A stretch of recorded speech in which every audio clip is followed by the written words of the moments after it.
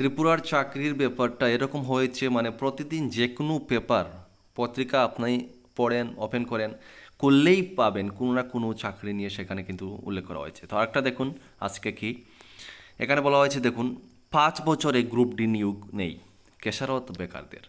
বুঝতে পারছেন, 5 বছরে গ্রুপ ডি কিন্তু নিয়োগ নেই এখানে কেশারত বেকারদের। তো উল্লেখিত কি করা হয়েছে এই পেপারের মধ্যে, সেটাই আজকে আপনাদের সামনে তুলে ধরার চেষ্টা করলাম। দেখুন, তো দেখুন এখানে কি বলা হয়েছে, 5 বছর হচ্ছে রাজ্য সরকারের গ্রুপ ডি পদের নিয়োগ প্রক্রিয়া সমাপ্ত হলো না। চিন্তা করছেন, একটা চাকরি 5 বছরও কিন্তু সেটা সম্পন্ন হয়নি। শুধু তাই নয়, বেকার বিক্ষোভের চাপে 4 বছর পর গ্রুপ সি পদে নিয়োগ সমাপ্ত করেছে ঠিকই রাজ্য সরকার। তবে এক অদৃশ্য কারণে আবার গ্রুপ সি পদের 430টি পদে নিয়োগ কিন্তু বন্ধ। এখন আবার গ্রুপ ডি 25টি পদে ও নিয়োগ প্রক্রিয়া বিষবাও জলে। তারপরে কি বলা হচ্ছে দেখো, ফলে রাজ্য বেকার বিক্ষোভ চরমে উঠেছে। জেআরবিটি সূত্রে খবর, গ্রুপ সি পদের ফলাফল প্রকাশের পর বেকার বিক্ষোভের চাপে পড়ে গ্রুপ ডি পদের মৌখিক ইন্টারভিউ দিনক্ষণ ঘোষণা করতে বাধ্য হয় দপ্তর। এরপর 2023 সালের ডিসেম্বর মাসে গ্রুপ ডি পদের ইন্টারভিউ হয়েছে। তবে 25টি গ্রুপ ডি পদের চূড়ান্ত ফলাফল প্রকাশ অধরা। তাই রাজ্যের নিয়োগপত্রের জন্য বেকারদের আরও অপেক্ষা করতে হবে। 2020 সালে লিখিত পরীক্ষা নেবার পর এখন পর্যন্ত গ্রুপ ডি এবং গ্রুপ সি পদে নিয়োগ প্রক্রিয়া সমাপ্ত হচ্ছে না। চিন্তা করতে পারছেন কি অবস্থা চলছে আমাদের রাজ্যের।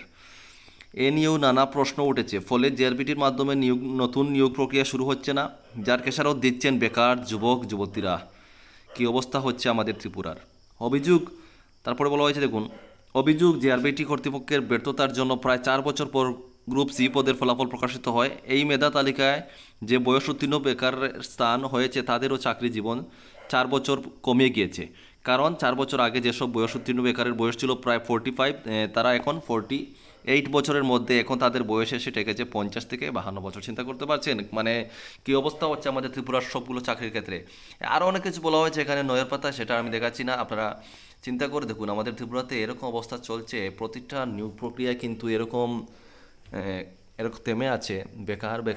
বেকারদের মানে জীবনটা একদম ধ্বংসের পথে। তো আমরা আমরা আবারও রিকোয়েস্ট করবো ত্রিপুরা সরকারকে যেন সবগুলো নিয়োগ প্রক্রিয়া তাড়াতাড়ি সম্পন্ন করা হয়, বেকারদের যেন ভবিষ্যৎ নষ্ট হওয়া থেকে জীবনটা বাঁচতে পারে, এতটুকুই। তো ভিডিওটা সবাই শেয়ার করবেন। অবশ্যই ভিডিওটি ভালো লাগে থাকলে লাইক করবেন, চ্যানেলে নতুন হলে চ্যানেলটিকে সাবস্ক্রাইব করে পাশে থাকবেন। দেখা হচ্ছে নেক্সট ভিডিওতে। জয় হিন্দ।